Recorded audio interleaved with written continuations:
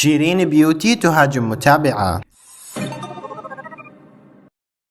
شاركت شيرين بيوتي ستوري ترد فيه على متابعة علقت لها أنه أنفها كبير، وردت عليها شيرين أنه شكل أنفها مناسب لشكل وجهها وأنها معجبة جدا بشكلها. صح عندي عظمة بس الحمد لله بحبها، وأنه الحمد لله أنه أنفها بيعمل بشكل جيد ومتقبلته على وضعه، ولكنها لا تستطيع فهم سبب هالتنمر الكبير الذي يحصل عليها الأيام الماضية.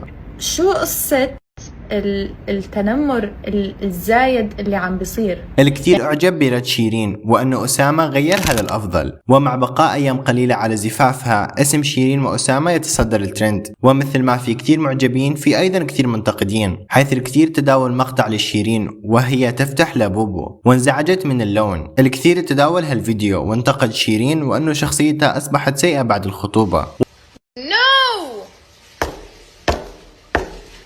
ويذكر أنه زفاف أسامة وشيرين حيكون ب 14/6، وقبله في حفلة توديع العزوبية وحفلة الحنة، وانتظروا تغطيتنا لجميع المناسبات.